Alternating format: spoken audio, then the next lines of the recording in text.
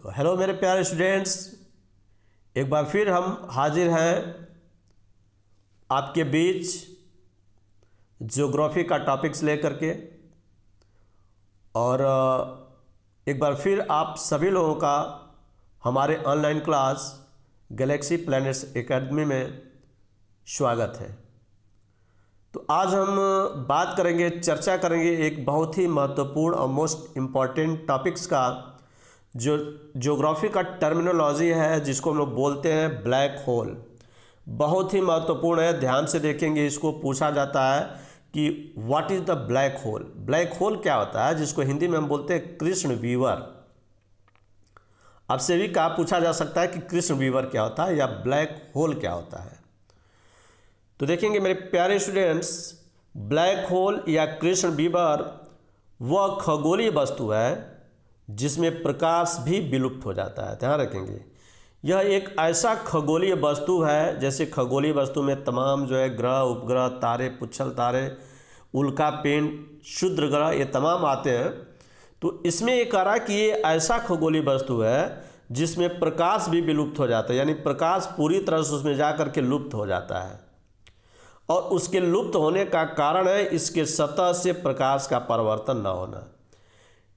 मतलब black hole की जो सतह है, उस सतह पे जब प्रकाश की किरणें जाती हैं तो उस पर परावर्तन ही नहीं होता है, यानी वो पूरी की पूरी किरण को अपने पास अवशोषित कर लेती है।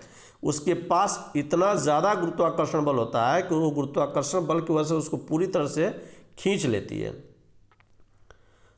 तो जब इस पर प्रकाश का परावर्तन नहीं होगा, ध्यान रखेंगे, कोई भी वस्तु के चमक का कारण होता है प्रकाश का परावर्तन। जब किसी वस्तु के जो सरफेस होता है, उस सरफेस पे अगर प्रकाश की किरणें पहुंचती हैं, अब परावर्तन के बाद जब रिफ्लेक्ट होकर वापस आती हैं, इसी की वजह से कोई वस्तु में शाइनिंग आती है, चमक आती है। लेकिन आप देख सकते हैं कि ये ब्लैक होल एक ऐसी खगोलीय वस्तु है कि यहाँ जब प्रकाश की किरणें जब यहाँ से निकलेंगी तो निकलने के बाद वो सीधे जाती है और इसमें जाकर सीधे समाहित हो जाती हैं, यानी इसके सतह से प्रकाश की किरणों का परावर्तन होता ही नहीं है। तो ये ब्लैक होल, और मैंने इस सन की स्थिति को बताया है। और मैंने लिखा यहाँ पे कि परावर्तन के बाद मैंने क्रॉस लगाया, यानी इस पर परावर्तन ही नहीं होगा। जब आपसे कोई क्वेश्चन पूछा जाएगा कि प्रकाश की किरणें विलुप्त क्यों हो जाती हैं, तो आप बताएंगे कि ब्लैक होल के सरफेस पे जो है प्रकाश का परिवर्तन नहीं होता है। अब परावर्तन क्या होता है, इस चीज़ को हम लोग देखेंगे।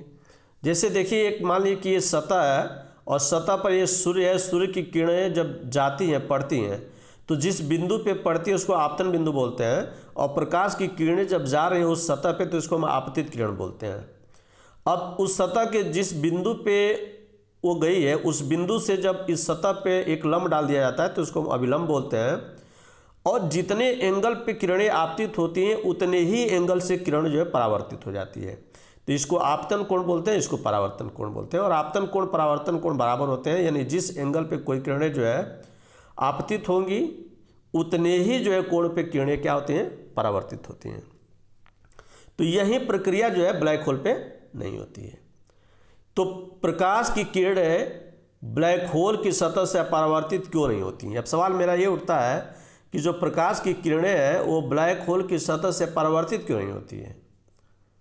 तो देखिए, इसका कारण है कि ब्लैक होल का पलायन वेग प्रकाश की चाल 3 × 10⁸ मीटर प्रति सेकेंड से ज़्यादा होता है। ध्यान रखेंगे, जो ब्लैक होल का पलायन वेग होता है, यानी कोई भी जो खगोलीय वस्तु है उसके आसपास वायुमंडल होता है और उस वायुमंडल में बहुत सारे कण होते हैं और उस प्रत्येक कण का जो है कुछ न कुछ पलायन वेग होता है। जितने भी ग्रह हैं हमारे या उपग्रह हैं, तो उनके पास जो है एक पलायन वेग होता है। तो ये पलायन वेग जो होता है, अभी हम चर्चा करेंगे कि पलायन वेग क्या होता है। तो यहाँ पे यही चर्चा कर रहा है कि जो ब्लैक होल का पलायन वेग जो है प्रकाश की जो चाल है उसकी वेग से ज़्यादा हो जाती है। तो जब ज़्यादा हो जाती है, इस वजह से परावर्तन नहीं होता है, बल्कि वो किरणों को पूरी तरह से अपने पास खींच लेती है। प्रकाश की चाल जो है 3 × 10⁸ मीटर प्रति सेकेंड है, यानी एक सेकेंड में 3 × 10⁸ मीटर जो है ये प्रकाश की किरणें इतनी तेज गति से चलती हैं। अब ब्लैक होल का पलायन वेग उच्च होने का कारण क्या है? अब सवाल पूछा जाता है कि आखिर ब्लैक होल का पलायन वेग इतना उच्च क्यों है? तो इसका जो कारण है घनत्व। इस घनत्व के कारण ही ब्लैक होल का गुरुत्वीय बल काफ़ी उच्च होता है। ध्यान रखेंगे, अगर किसी भी पिंड का घनत्व ज़्यादा होगा तो उसका गुरुत्वीय बल भी ज़्यादा होगा, क्योंकि आप जानते हैं कि जो गुरुत्वीय बल होता है वो द्रव्यमान के प्रोपोर्शनल होता है। यानी किसी वस्तु का द्रव्यमान जितना ज़्यादा होता है उस पर लगने वाला गुरुत्वीय बल उतना ही ज़्यादा होता है। और द्रव्यमान होता है आयतन गुणे घनत्व, यानी आप देख रहे हैं कि द्रव्यमान घनत्व के प्रोपोर्शनल होता है। यानी किसी वस्तु का घनत्व जितना ज़्यादा होता है उसका द्रव्यमान उतना ही ज़्यादा होता है।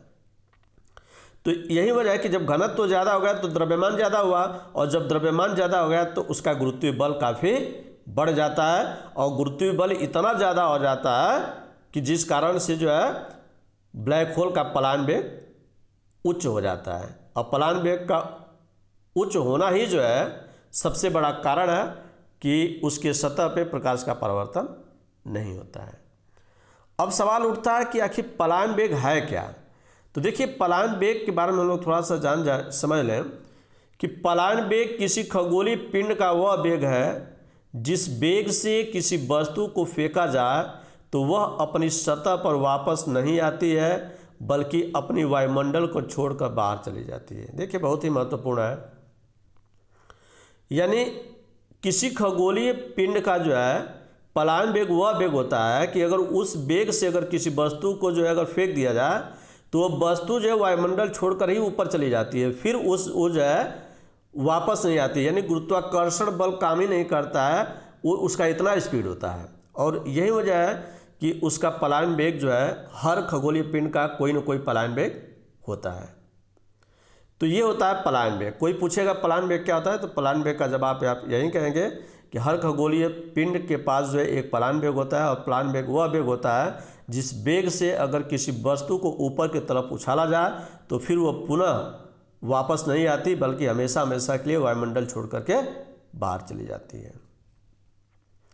एक और महत्वपूर्ण चीज़ इसमें है, और ये है कि ब्लैक होल का निर्माण होता कैसे है। तो देखेंगे कि ब्लैक होल का निर्माण उन तारों के ढहने से होता है जिनका द्रव्यमान सूर्य के द्रव्यमान का 3 गुना या उससे ज़्यादा होता है।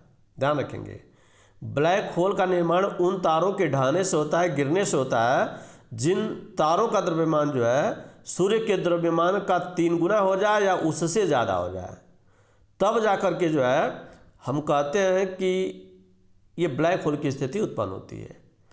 तो ये ब्लैक होल बहुत खतरनाक है, ये पूछा जाता है परीक्षाओं में, बहुत इंपॉर्टेंट चीज़ें हैं। मैंने आपको एक एक चीज़ करके बताया कि ब्लैक होल क्या होता है और क्या क्या चीज़ें जो है इसके ऊपर डिपेंड्स करती हैं।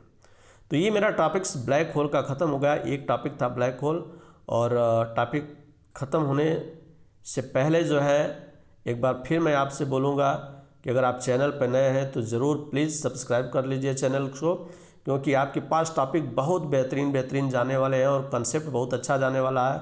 और मेरे सारे नोट्स को अगर आप एक एक करके पढ़ते हैं तो निस्संदेह आप सफल होंगे। और एक बार फिर मैं जो है आपसे विदा लेने से पहले जय हिंद, वंदे मातरम।